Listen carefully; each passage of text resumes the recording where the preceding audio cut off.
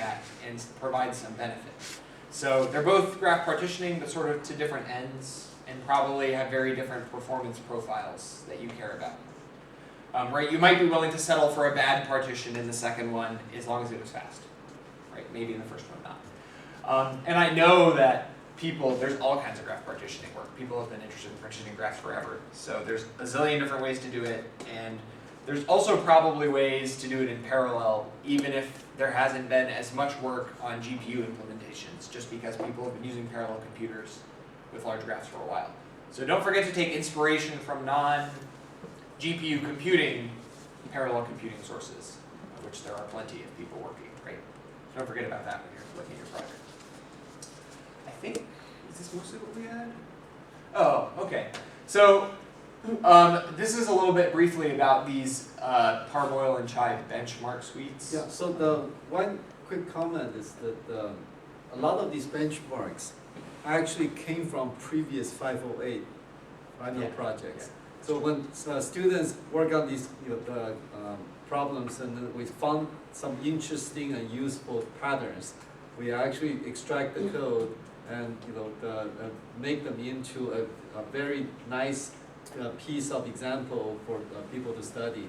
Mm-hmm. So quite a few of these were contributed from previous 508 students. Right, so I think the main thing we want to look at here is not necessarily that some of these optimizations might be directly applicable to the projects that we work on, but I mean some of them might be. But also you can look at them to see how some of the different transformations are like implemented and how they affect how the code looks. So one of them is called Parboil. And this one is a little more sort of directly related to the sorts of operations that we teach in this course in particular, I'd say, more than Chai. Chai is kind of focused on collaborative, sort of fine-grained collaboration, whether it's between the CPU and the GPU or between parallel units on the GPU. But you can find this on the Impact Research Group's website. And so some of the optimizations on the top might be quite familiar to you now. And so different benchmarks in Parboil take advantage of different programming patterns that we teach in this course. So if you want to see that in a different context, I would recommend taking a look at some of this stuff. And so the point of these is not necessarily the most optimized implementation possible, especially since Parboil was released several years ago and GPU architectures have changed. But these should still give you a pretty good sense of how some of those transformations might look. And so Chai, again, is another one. I think we might have a picture of the website here. Yeah. Yep. So chaibenchmarks.github.io. So this is, as the title says, this is more about collaborative heterogeneous. So less sort of along the bulk synchronous parallel programming model and more along fine-grained collaboration between different tasks. So this is kind of along the lines of what we're thinking about the project for this year, about expanding GPUs into areas where historically people had a lot of trouble getting good performance and figuring out good ways to write the code. So I don't really know. Well, so these are just the fine-grained and coarse-grained patterns of collaboration. I don't have a good example ready for this. Don't worry. Okay. These things. Right. I think. Oh, okay. I guess I see the point that we're trying to make.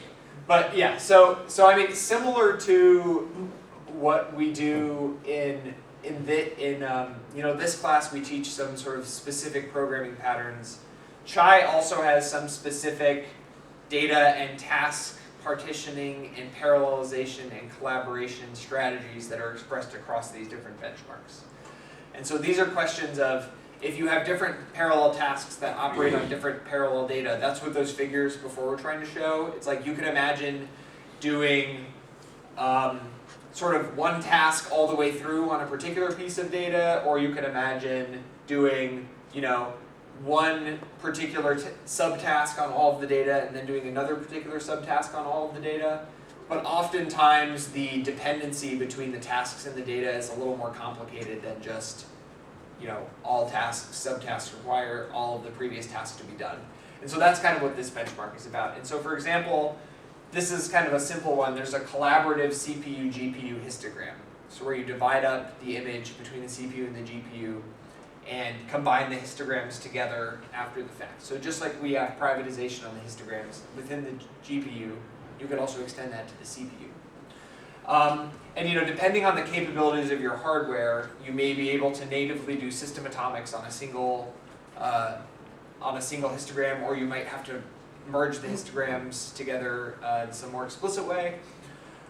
So that's sort of what the Chai benchmark is about. And so I guess one other thing I'd like to say is that if in the course of any of these graph algorithms you're interested in doing sort of a CPU GPU collaborative execution, that would definitely be something that would be kind of interesting to look at too.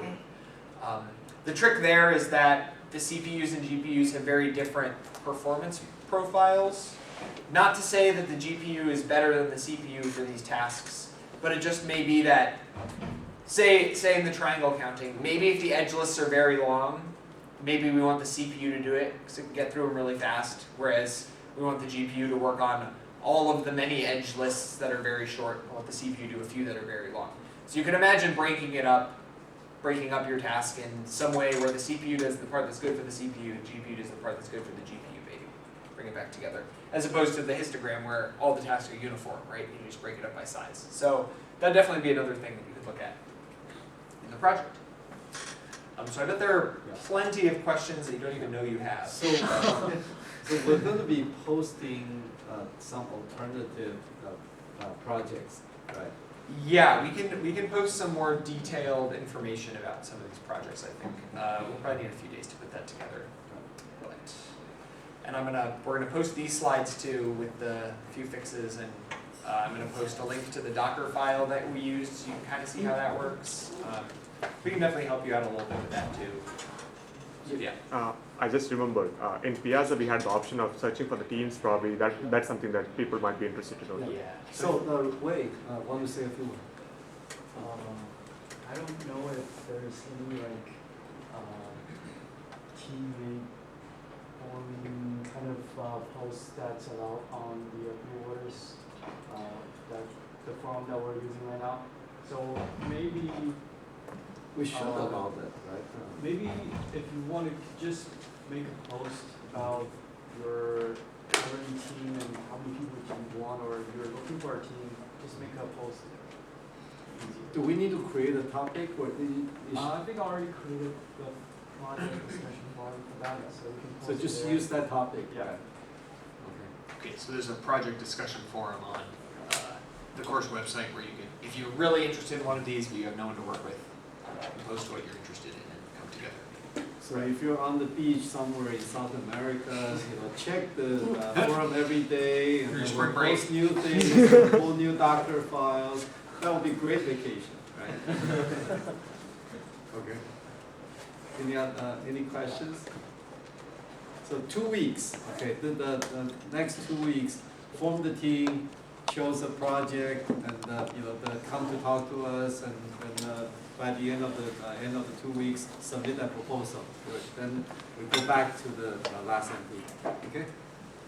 Okay. Very good. Happy spring break.